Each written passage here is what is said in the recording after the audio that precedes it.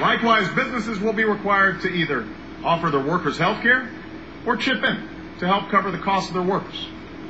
There will be a hardship waiver for those individuals who still can't afford coverage, and 95% of all small businesses, because of their size and narrow profit margin, would be exempt from these requirements.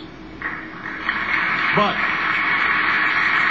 we can't have large businesses and individuals who can't afford coverage game the system by avoiding responsibility to themselves or their employees. Improving our healthcare system only works if everybody does their part. And while there remain some significant details to be ironed out, I believe a broad consensus exists for the aspects of the plan I just outlined. Consumer protections for those with insurance, an exchange that allows individuals and small businesses to purchase affordable coverage, and a requirement that people who can afford insurance get insurance. And I have no doubt that these reforms would greatly benefit Americans from all walks of life, as well as the economy as a whole. Still, given all the misinformation that's been spread over the past few months, I realize that many Americans have grown nervous about reform. So tonight I want to address some of the key controversies that are still out there. Some of people's concerns have grown out of bogus claims spread by those whose only agenda is to kill reform at any cost. The best example is the claim made not just by radio and cable talk show hosts, but by prominent politicians, that we plan to set up panels of bureaucrats with the power to kill off senior citizens. Now, such a charge would be laughable if it weren't so cynical and irresponsible. It is a lie, plain and simple.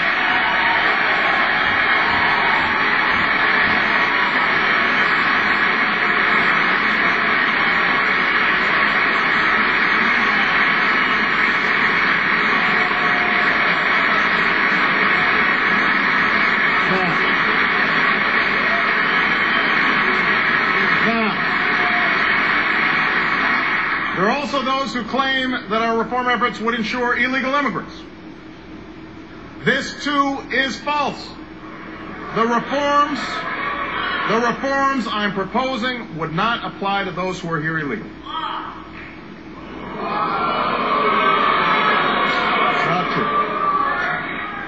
And one more misunderstanding I want to clear up.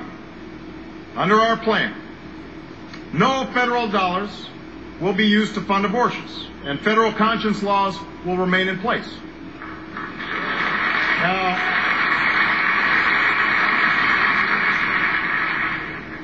my health care proposal has also been attacked by some who oppose reform as a government takeover of the entire health care system.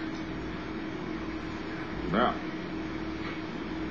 as proof, critics point to a provision in our plan that allows the uninsured and small businesses to choose a publicly sponsored insurance option, administered by the government, just like Medicaid or Medicare. So, let me set the record straight here. My guiding principle is, and always has been, that consumers do better when there's choice and competition. That's how the market works.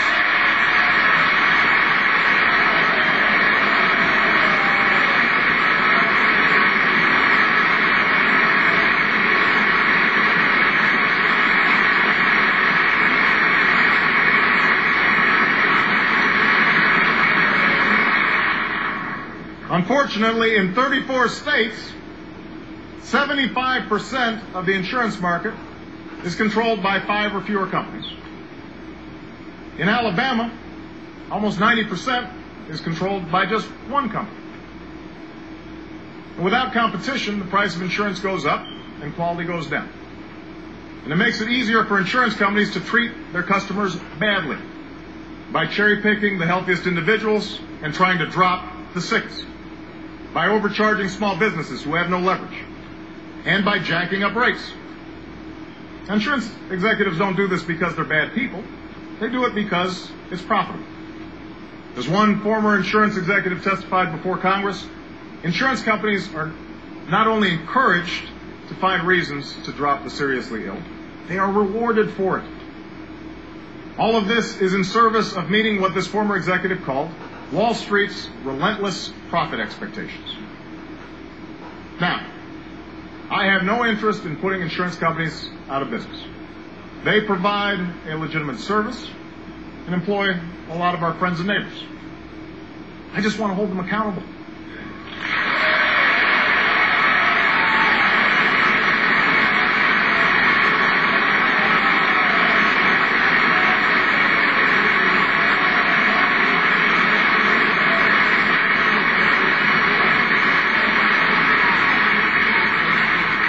And the insurance reforms that I've already mentioned would do just that. But an additional step we can take to keep insurance companies honest is by making a not-for-profit public option available in the insurance exchange. Let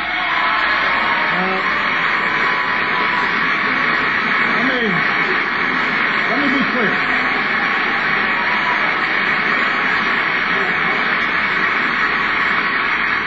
Let me be clear. It would only be an option for those who don't have insurance. No one would be forced to choose it. And it would not impact those of you who already have insurance. In fact, based on Congressional Budget Office estimates, we believe that less than 5% of Americans would sign up. Despite all this, the insurance companies and their allies don't like this idea. They argue that these private companies can't fairly compete with the government. And they'd be right if taxpayers were subsidizing this public insurance option. But they won't be. I've insisted that, like any private insurance company, the public insurance option would have to be self-sufficient and rely on the premiums it collects. But by avoiding some of the overhead that gets eaten up at private companies by profits, excessive administrative costs, and executive salaries, it could provide a good deal for consumers. It would also keep pressure on private insurers to keep their policies affordable and treat their customers better, the same way public colleges and universities provide additional choice and competition to students without in any way inhibiting a vibrant system of private colleges and universities. Now,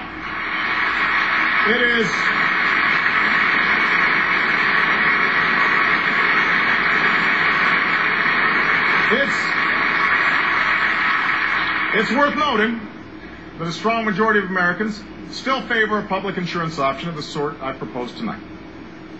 But its impact shouldn't be exaggerated by the left, or the right, or the media. It is only one part of my plan, and shouldn't be used as a handy excuse for the usual Washington ideological battles. To my progressive friends, I would remind you that for decades, the driving idea behind reform has been to end insurance company abuses and make coverage available for those without it. The public option is only a means to that end. And we should remain open to other ideas that accomplish our ultimate goal. And to my Republican friends, I say that rather than making wild claims about a government takeover of healthcare, we should work together to address any legitimate concerns you may have.